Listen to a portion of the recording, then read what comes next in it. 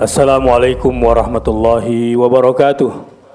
Innal hamdalillahi nahmaduhu wa nasta'inuhu wa nastaghfiruh wa na'udzu billahi min syururi anfusina wa min sayyiati a'malina. May yahdihillahu fala mudilla lahu wa may yudlilhu fala hadiyalah. Asyhadu an la ilaha illallah wa asyhadu anna Muhammadar Rasulullah. Allahumma salli wa sallim wa barik ala nabiyyina wa habibina wa syafi'ina wa qa'idina wa maulana Muhammad sallallahu alaihi wasallam wa ala alihi wa sahbihi ajma'in wa ba'd. Ya ayyuhalladzina amanu taqullaha haqqa tuqatih wa la tamutunna illa wa antum muslimun. Sidang Jumat rahimakumullah, saya sebagai khatib hari ini mengajak diri sendiri dan kita semua untuk memperkuat kembali ketakwaan kita lewat kecintaan kita kepada baginda Rasulullah sallallahu alaihi wasallam. Wala tamutunna illa wa antum muslimun. Betapa meruginya kalau kita terlanjur mati, di akhirat kelak kita tidak bisa menjadi pengikut panjinya Rasulullah sallallahu alaihi wasallam. Dan kalau ingin menjadi orang berbahagia, ingin menjadi orang sukses, sebetulnya sudah ada contoh teladan kita, adalah baginda Rasulullah sallallahu alaihi wasallam. Tema khutbah Jumat pada hari yang berbahagia ini adalah merasakan manisnya iman lewat cinta kita kepada Rasulullah sallallahu alaihi wasallam. Sidang Jumat rahimakumullah. Kalau mengikuti sejarah kehidupan para sahabat Nabi, kenapa mereka begitu all out, habis-habisan? Apakah yang kakek-kakek, yang nenek-nenek, yang bapak-bapak, yang remaja sampai anak-anak, apa sih yang membuat mereka mau berjuang bersama Rasul, bahkan berhijrah bersama Rasul sallallahu alaihi wasallam? Kalau kita telusuri secara psikis untuk kemudian kita terjemahkan secara kontekstual dalam kehidupan kekinian, sebetulnya ada kenikmatan iman yang mereka rasakan bersama Rasulullah sallallahu alaihi wasallam. Ada sesuatu yang nyata di depan mereka bahwa kalau saya ikut sang Rasul ini, maka dijamin hidup saya akan bahagia dunia akhirat. Dan itu kelihatan langsung di depan mata mereka dan mereka merasakannya. Bahkan tidak pernah diduga Mekah atau Jazirah yang saat itu kehidupannya begitu primitif kemudian menjadi maju dengan peradaban Quran, peradaban Islam yang dibawanya pada masa itu. Dan mereka melihat langsung bahkan di Madinah ada banyak Nabi dan Rasul yang tidak bisa merasakan hasil dari perjuangannya, tetapi Nabi Muhammad SAW dan umatnya diperlihatkan di depan matanya secara langsung keberhasilan itu. Sehingga seorang sahabat yang diutus untuk mengirim surat ke Raja Persia dan Raja Romawi tidak pernah melihat apapun risiko yang bakal dihadapinya. Semata-mata karena kebanggaannya menjadi utusan Rasul membawa surat ini. Bahkan ketika sudah sampai kepada Raja Persia dan ketika Kisra Persia meminta ajudannya untuk mengambil surat dari utusan Rasul, sang utusan berkata, tidak, Rasulullah perintahkan saya untuk menyerahkan langsung ke tangan Anda. Dia begitu yakin dengan isi surat ini. Dia begitu kuat dan mantap bahwa apa yang ditulis oleh Rasul dan yang dibawa untuk ke Kisra Persia ini adalah sesuatu yang memang akan merubah peradaban dunia pada masa itu. Sehingga anak-anak mereka tidak harus masuk sekolah formal pada masa itu yang pada akhirnya membawa manusia pada kesengsaraan dan pemberhalaan hamba-hamba. Tidak. Anak-anak mereka rela untuk tidak dapat ijazah sekolah formal pada masa itu karena sudah membawa manusia kepada penghambaan kepada manusia lagi. Tetapi yang dipelajari adalah risalah yang dibawanya, kitab suci Al-Quran yang dibawanya, yang akan mengeluarkan manusia dari kegelapan kepada cahaya.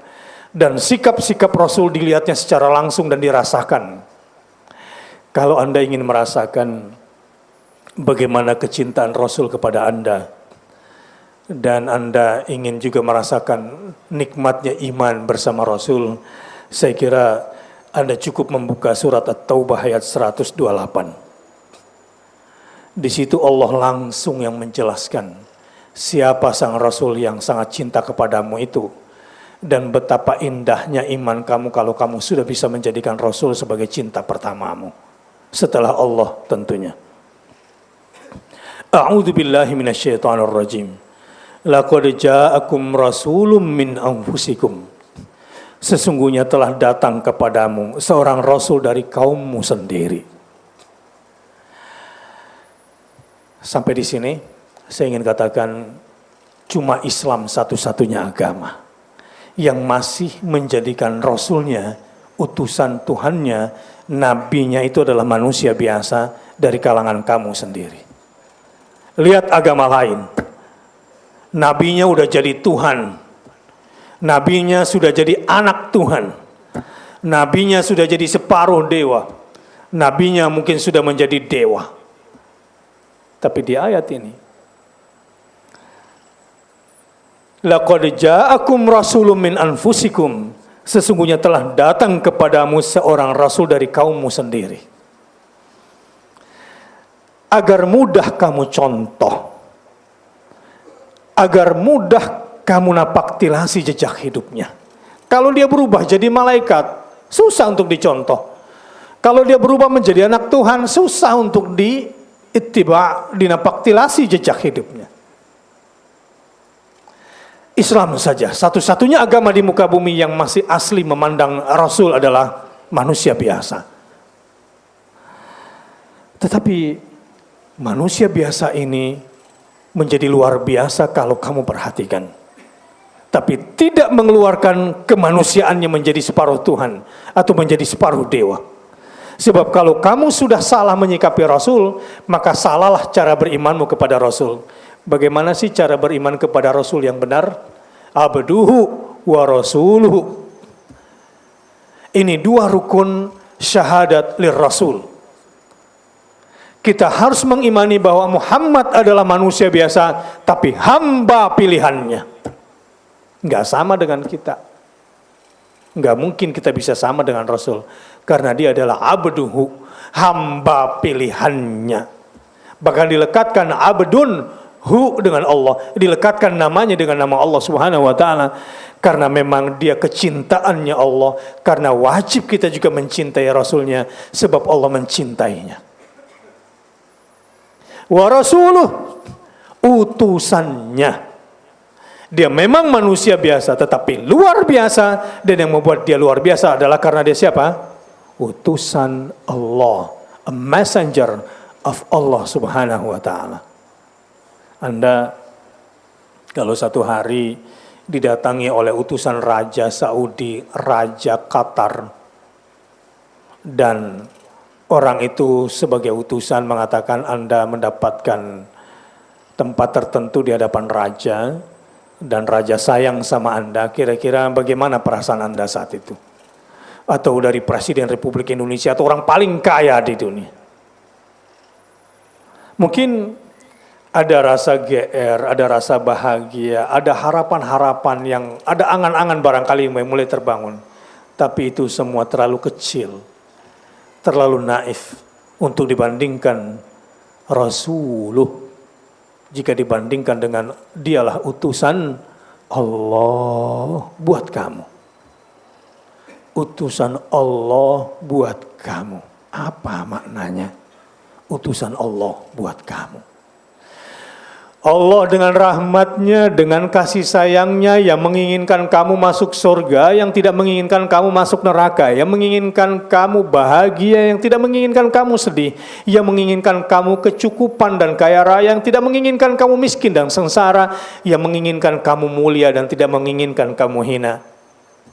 Ia menginginkan kamu sukses, ia menginginkan kamu sampai kepada puncak karir bahagiamu.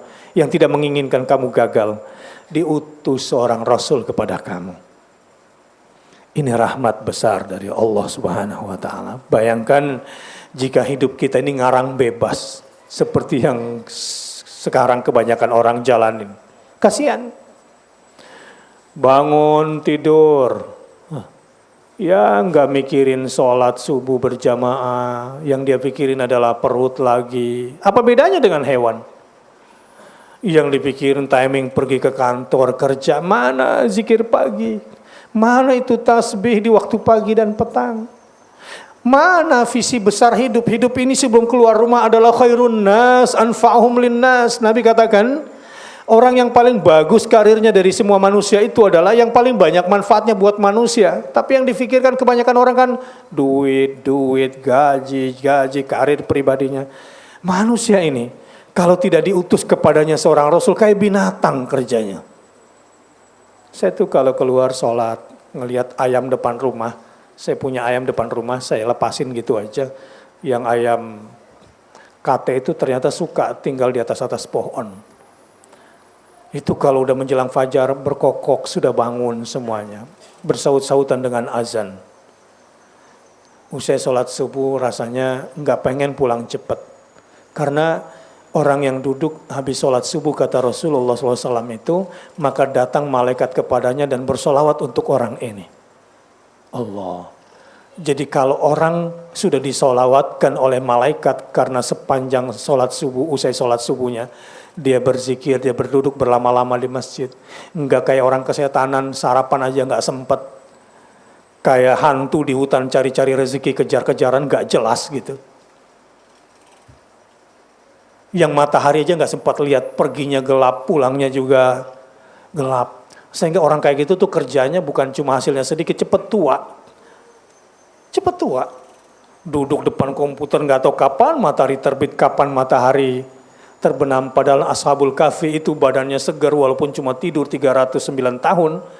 Pagi badan kanannya kena matahari pagi, sore kena matahari sore. Tadi saya ketemu lagi dengan pakar di bidang sel. Dia bilang kalau Anda kena sinusitis, obat yang paling bagus itu, karena Anda butuh vitamin D yang banyak, punggung Anda tuh harus sering banyak kena sinar matahari, khususnya setelah jam 9. Ya minimal 10 menit. Ini orang yang kerja kadang-kadang nggak tahu kapan ngeliat matahari. Apa yang dicarinya? Padahal hewan aja nggak begitu kerjanya. Saya lihat ayam itu kalau udah jam mulai terbit matahari pagi itu jam 6 atau setengah 6 tuh udah mulai dia berkeliaran. Nanti jam 9 dia istirahat itu. Itu ayam itu pintar kerja, itu burung tuh keluar dalam keadaan lapar.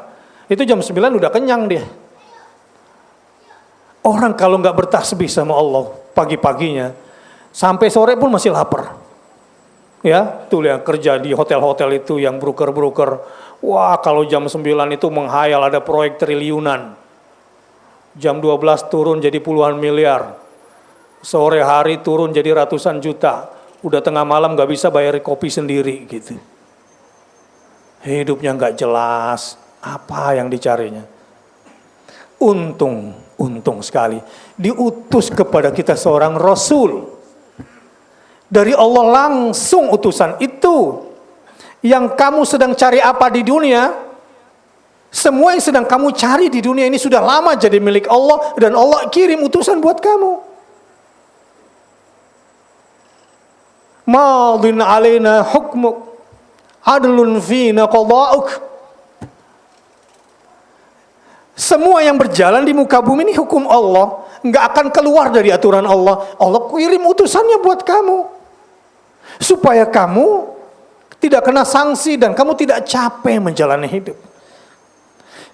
Keadilan Allah sudah diatur sedemikian rupa sampai soal pembagian waktu orang yang bertasbih.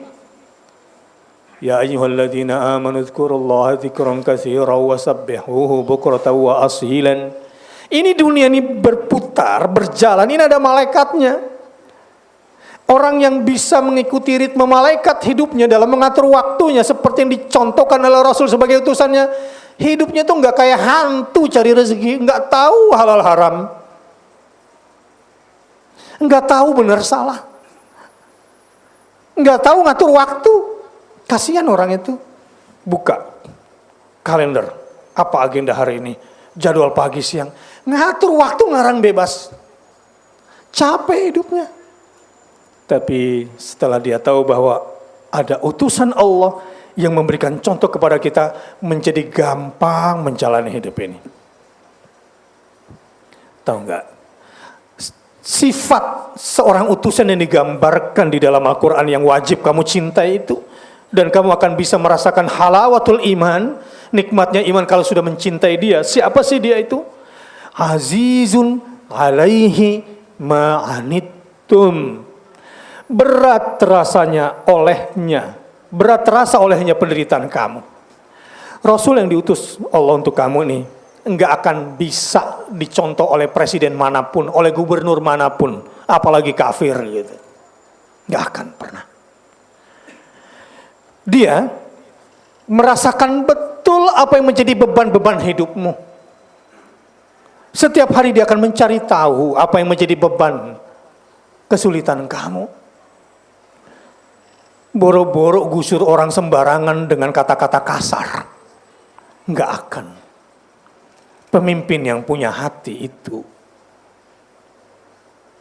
pemimpin yang punya hati itu sesungguhnya adalah azizun alaihi ma'anittum. Merasakan perihnya perih yang kamu rasakan. Gubernur rumahnya di Pantai Mutiara, nggak akan pernah merasakan susahnya orang pasar ikan luar Batang, nggak akan rasakan. Harga air di Pantai Mutiara Pluit jauh lebih murah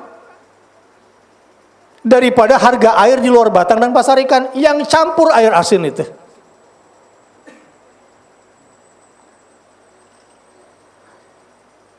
Pantai Mutiara itu reklamasi. Orang yang nggak pernah tahu sejarah itu, yang nggak pernah ikut merawat yang namanya pantai Jakarta Utara itu. Saya berkata demikian untuk membandingkan, memang terlalu jauh untuk dibandingkan. Sekaligus ingin memesankan, hanya pemimpin muslim yang punya perasaan sama kamu dengan keislamannya. Dan cari pemimpin yang punya hati. Dan pemimpin yang punya hati adalah azizun alaihi ma'anittum. Yang merasakan beban susahnya anak buahnya, yang merasakan susahnya rakyatnya. Rasul yang diutus Allah itu azizun alaihi ma'anittum. Rasul itu kalau mau kaya, kalau mau duit, luar biasa. Tapi saya ingin tanya sama Anda, pernah nggak mendengar sejarah Nabi punya istana? Pernah? Nggak ada. Abu Bakar pernah memimpin, maksud saya, Umar bin Khattab pernah memimpin 2/3 dunia. Pernah Anda dengar punya istana? Ini istananya Umar bin Khattab waktu memimpin 2/3 dunia. Pernah? Nggak ada. Ini hasil didikan Rasulullah SAW. Dan orang-orang hebat yang dididik oleh Rasul itu memang ciri khasnya adalah azizun alaihi ma'anittum. Berat terasa olehnya semua penderitaan kamu, semua kesusahan kamu. Enggak memikirkan dirinya sendiri. Allahu Akbar. Makanya itu yang membuat para sahabat dan sampai sekarang orang-orang yang saleh enggak pernah bisa lepas dari as-salah ala nabi. Allahumma sholli ala Muhammad wa ala ali Muhammad. Dan orang-orang yang merasakan azizun alaihi ma'anittum pasti akan mencintai Rasulullah Sallallahu Alaihi Wasallam, dan dia akan merasakan nikmatnya iman. Yang kedua, harisun alaikum. Dia sangat menginginkan yang baik-baik buat kamu. Dia nggak mau sesuatu yang menyusahkan kamu. Nggak keluar dari mulutnya perkataan yang nyakitin hati kamu. Tidak. Rasul itu Sallallahu Alaihi Wasallam dikisahkan kalau lapar dalam seminggu itu biasa. Di rumahnya nggak pernah ada roti yang bersih putih, nggak ada itu. Yang dibuat khusus dari gandum nggak pernah ada. Dan yang dipikirkan adalah bagaimana kebaikan umatnya, bagaimana kebaikan khususnya keimanan hamba-hamba Allah, agar semuanya bisa masuk ke surga Allah Subhanahu wa taala, agar terbebas dari ancaman bencana dan siksa dari Allah Subhanahu wa taala. Ini seorang Rasul Muhammad sallallahu alaihi wasallam. Sehingga orang-orang sekuler pun sampai sekarang, kalau Anda ingin jadi orang sukses dunia akhirat, ini seorang ekonom dari Irlandia, tokoh utama yang sekarang yang pernah tinggal di Inggris, itu mengatakan contoh orang sukses dunia akhirat itu ya Muhammad sallallahu alaihi wasallam. Makanya orang-orang beriman ini kalau dalam hidup berekonomi, dalam proses memenuhi kebutuhan hidupnya, itu mencontoh dan mengambil dari hadis-hadis Nabi sallallahu alaihi wasallam, enggak akan susah hidupnya. Misalnya, ini sekarang nih di antara Anda ada yang mungkin susah bayar utang, enggak selesai-selesai, belum juga punya rumah sampai sekarang. Ada masalah dengan uang kuliah anak-anak misalnya. Atau sekarang mulai musim ujian, gimana besok pendaftaran bulan Juni tahun ajaran baru. Enggak usah pusing. Rasulullah SAW bersabda, barang siapa yang bangun di pagi hari dan sudah dalam keadaan sehat dan ada makanan untuk dimakan di waktu pagi, seakan-akan dia sudah memiliki dunia dan seisinya. Optimislah. Kalau hari ini kamu merasa susah, istighfarlah. Istighfar itu akan membuat kamu menjadi tentram dan datang rezeki buat kamu. Lalu langkah selanjutnya adalah bersyukur yang banyak. Karena orang bersyukur itu motivasinya kuat. Orang bijak berkata, kalau orang punya kemauan ada 1000 jalan. Tapi orang kalau sudah kurang kemauan ada 1000 alasan untuk tidak bisa bergerak. Mulai pagi dengan berzikir pagi dan optimislah, bertasbih yang banyak. Setelah itu bekerjalah karena Allah untuk memberikan manfaat seluas-luasnya. Tunggu keajaibannya.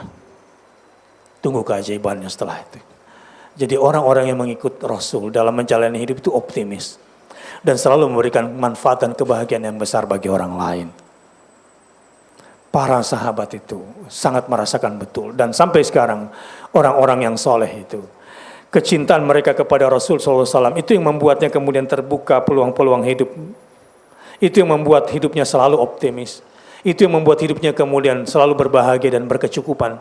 Bahkan bisa mengendalikan dirinya untuk tidak menjadi orang serakah. Tidak mau bermaksiat. Karena Rasulnya sudah memesankan yang baik-baik buat dia. Dan Rasulnya sudah mencontohkan berpesan-pesan untuk bagaimana caranya bisa masuk surga dan tidak terbebani. Maka para ayah khususnya yang ada di sini,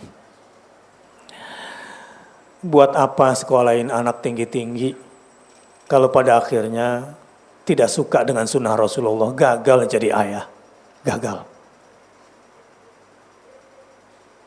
Sekolah tinggi-tinggi kalau pada akhirnya nggak kenal sama Rasulullah, sekolah tinggi-tinggi. Kalau pada akhirnya nggak suka mencontoh Rasul, yang dicontoh adalah misalnya itu yang punya Microsoft, yang punya Apple, yang punya innalillahi wa inna ilaihi rajiun. Itu semua fata morgana. Fata morgana semuanya. Tidak ada hidup yang paling indah kecuali ittiba kepada Rasul. Tapi memang untuk bisa ittiba kepada Rasul itu visinya harus sama. Laqad kana lakum fi Rasulillahi uswatun hasanah liman kana yarjullaha wal yawmal akhir. Anda baru bisa menjadi pecinta Rasul, pengikut Rasul sejati dan bisa menikmati hidup bersama beliau. Dan Anda akan gelisah kalau enggak berselawat untuk Rasul SAW. Kalau Anda sudah punya dua dalam hidup Anda. Yang pertama adalah yarjullaha, mengharapkan rahmat dari Allah dalam hidupnya. Wal yaumil akhir, dan berakhirat oriented, berorientasi kepada akhirat, baru bisa inline. Baru bisa menikmati indahnya cinta bersama Rasulullah sallallahu alaihi wasallam. Dan yang terakhir adalah bil mu'minina raufun rahim. Rasul itu sifatnya yang ketiga adalah amat belas kasih dan amat penyayang. Kepada siapa? Khususnya kepada orang-orang beriman. Itu masuk doanya Rasul. Akan mendapatkan syafaatnya Rasulullah sallallahu alaihi wasallam. Kepada Anda yang sedang berdakwah, Nggak mungkin Anda sukses dalam berdakwah kalau nggak mendapatkan syafaat Rasul. Dan untuk mendapatkan syafaat Rasul harus banyak bersolat kepadanya dan harus mengikuti sunnah-sunnahnya dan nikmati dulu nikmatnya iman dengan menjadikan Rasul sebagai cinta pertama kita setelah Allah Subhanahu wa taala. Anda yang ingin sukses dunia akhirat dalam membangun rumah tangga, Anda yang ingin sukses menjadi ayah yang membanggakan bagi anak-anak Anda. Anda anak-anakku sekalian yang ingin sukses menuntut ilmu dan menjadi orang sukses nanti ke depannya. Kita sudah dikasih contoh. Trackingnya cuma ikut Rasulullah Sallallahu Alaihi Wasallam. Moga-moga semua jamaah di Masjid Aqal Islamic Center ini yang mendapatkan syafaatnya Rasulullah Sallallahu Alaihi Wasallam, sehingga disukseskan dalam iman dan dakwahnya, sehingga disukseskan dalam karir dan rumah tangganya. Barakallahu li wa lakum fil Qur'anil Karim wa nafa'ani wa iyyakum bima fihi minal ayat wa dzikril hakim wa taqabbala minni wa minkum tilawatahu innahu huwal ghafurur rahim. Alhamdulillahi wa kafa wassalatu wassalamu ala nabiyhi al-mustafa wa ala alihi wa sahbihi wa man tabi'ahu ila yaumil wafa. Asyhadu an la ilaha illallah wa asyhadu anna Muhammadar Rasulullah. Thalathun man kunna fihi wajada halawatal iman. Kalau kamu ingin mendapatkan nikmatnya beriman, indahnya hidup menjadi orang beriman, maka kamu harus lakukan 3 hal ini. Yang pertama, ayyuhibballaha wa rasulahu ahabba ilaihi mimma siwahuma. Pertama, cintailah Allah dan Rasulnya melebihi cintamu kepada apapun, kepada siapapun di dunia ini. Dan memang hanya muwaffaqin, orang-orang yang mendapatkan taufiklah. Kalau yang menjadi obsesi hidupnya adalah untuk mendapatkan ridhonya Allah, cintanya Allah, dan cintanya Rasulullah Sallallahu Alaihi Wasallam. Allahumma inna nas'aluka hubbaka. Anugerahkan kepada kami ya Allah rasa cinta kepadamu. Wa hubba rasulika. Anugerahkan kepada kami kecintaan kepada Nabi-Mu Sallallahu Alaihi Wasallam. Anugerahkan pula kepada kami cinta dan mencintai orang-orang yang mencintaimu. Anugerahkan kepada kami ya Allah rasa cinta untuk mengerjakan perbuatan-perbuatan yang mendatangkan cintamu kepada kami. Yang kedua, wa ayyuhibbal mar' yuhibbuhu illa lillah. Kalau mencintai seseorang, cinta anak, cinta istri, cinta keluarga, cinta sahabat, lakukan itu karena Allah Subhanahu wa taala. Karenanya di antara orang beriman yang menikmati hidupnya, nikmat bersama iman, biasanya kalau ketemu seseorang, menatap seseorang, uhibbuka fillah, uhibbukum fillah. Aku cinta kamu karena Allah. Wahai istriku, aku cinta kalian, wahai anakku, karena Allah Subhanahu wa taala. Karenanya orang tua yang cinta kepada keluarganya, suami yang cinta kepada keluarganya, tidak akan mencederai cintanya kepada Allah Subhanahu wa taala. Dan tidak akan memberikan pendidikan kepada anak-anaknya, pendidikan yang bisa merusak cintanya kepada Allah dan Rasulnya. Dia akan cari sekolahan, dia akan cari kursus, dia akan carikan guru buat anak-anaknya yang tidak merusak cintanya kepada Allah dan Rasulnya. Dan yang ketiga, wa ayyakraha ayyauda fil kufr kama yakrahu ayyuqdhafa fin nar. Dia benci kepada maksiat, benci kepada kekufuran seperti bencinya untuk dimasukkan ke dalam neraka. Itulah 3 cara kalau ingin merasakan nikmatnya iman di dalam menjalani hidup. Moga khutbah yang singkat ini memberikan inspirasi kepada kita semua dan memberikan kekuatan keluar dari ruangan ini bisa melakukan 3 hal itu. 1, menjadikan Allah dan Rasulnya sebagai cinta pertama kita.